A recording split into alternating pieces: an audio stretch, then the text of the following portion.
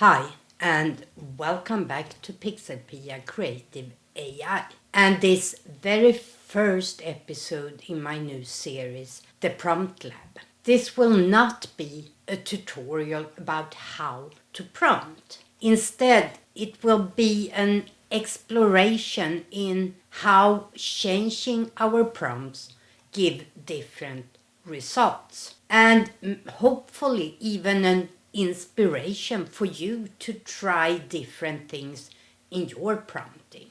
In this very first episode, we will see what happens in Midjourney if we change just one or two words of our prompting. We will start simple and just experiment with the results. So with that said, let's move over to my computer and Midjourney.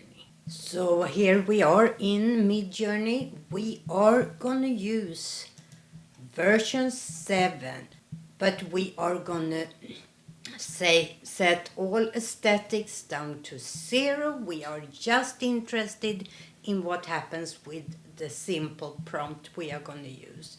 So standard mode, standard version, and we are gonna create images in 3:2.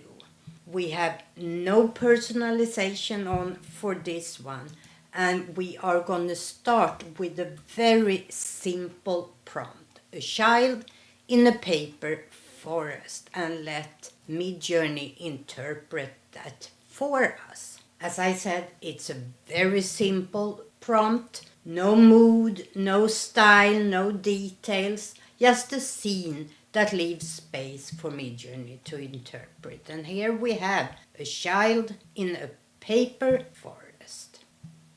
And I think these images are quite interesting, especially the first one. But what if we add some attributes to the child by just adding one word? So let's start with a lost child in a paper forest and see how that affects the images.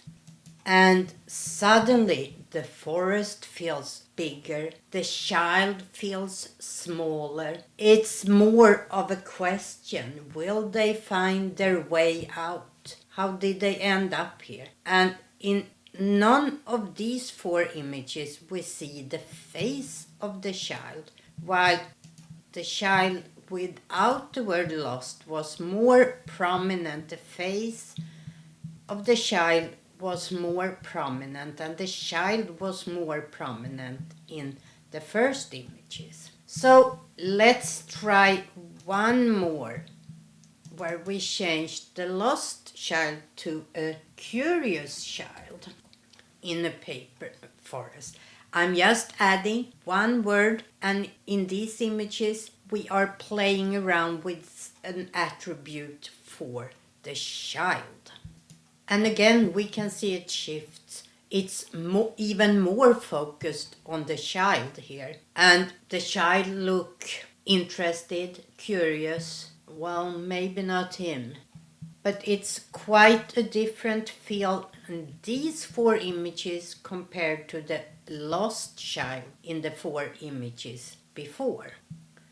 Let's try one last prompt here and say a joy, if I can spell, a joyful child in a paper forest. And once again it changes. Of course, it's happier, it's a joyful child, but it's also a brighter feeling all over in these images compared to the other 4. So here we have the 4 of a joyful child, here we have the 4 of a curious child, and here we have the 4 of a lost child. Totally different feelings in all of them. But what will happen if we instead focus on changing the paper forest? Well, let's start by saying a child in a small paper forest. Well, in most of these, the forest is not as overbearing as it was in the other ones. Fewer trees. In this one, the third, I think it misunderstood and put the small on the child instead.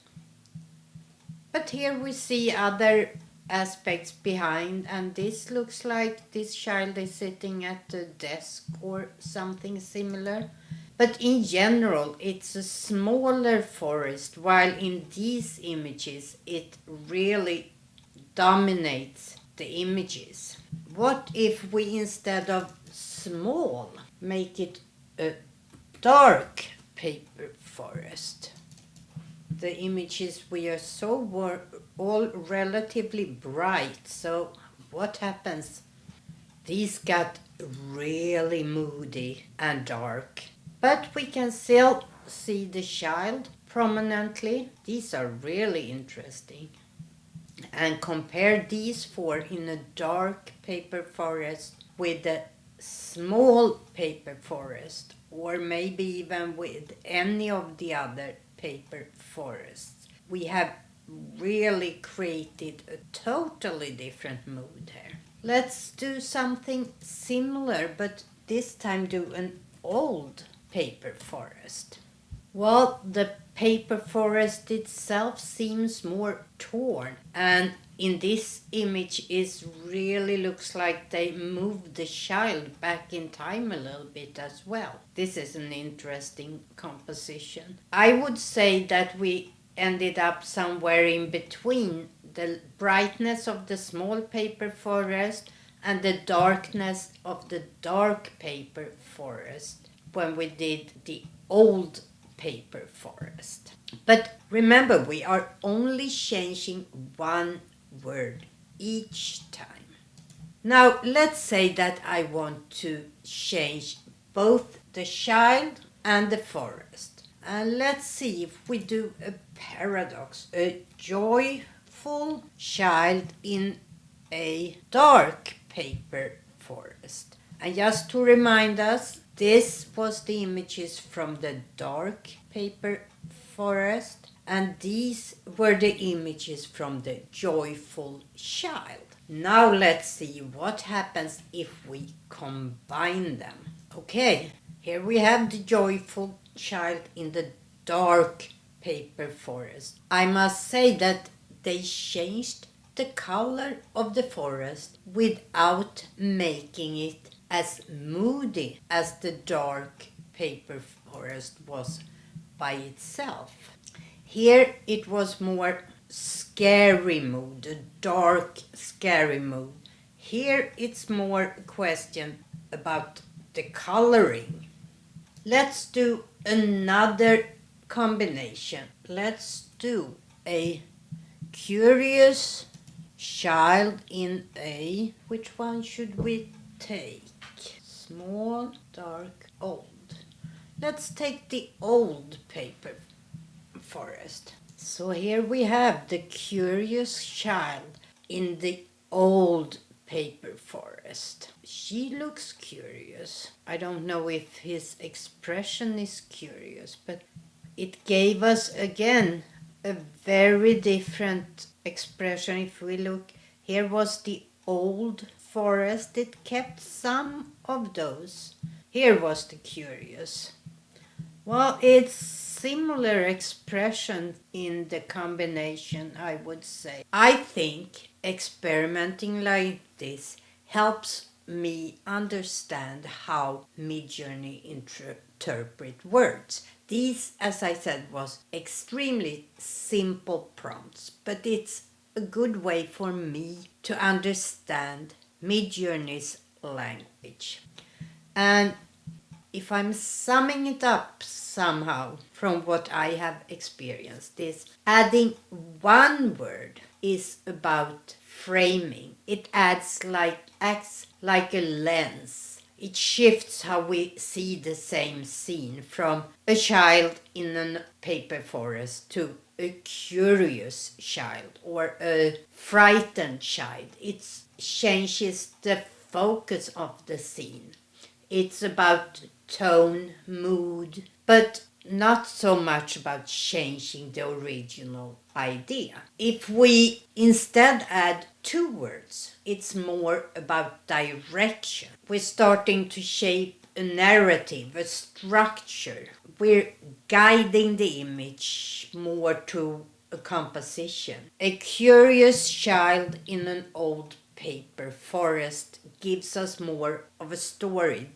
For example, this image could be cut from a story about this child and this forest, while the images that were just a child in a paper forest doesn't tell much of a story. It's just an image that shows a child in a paper forest. So the way I think about it is adding 1 word adds framing, 2 words adds a direction. As I said, this is not a tutorial. I hope this inspires you to try this type of simple prompts yourself to get your interpretation of how Midjourney interpret our words. As you could see, prompting is not just technical. It's emotional, relational, and reflective. We are not just telling Midjourney what to draw. We are exploring how words and language shapes meaning. In my next episode in this series, I will experiment and test what will happen when we add style-based prompts. Words like dreamlike, nostalgic, or cinematic. But before I leave you, what word would you have added to this prompt? And would you change the child, the forest, or maybe even both? Let me know in the comments down below, or try it out yourself. See what happens.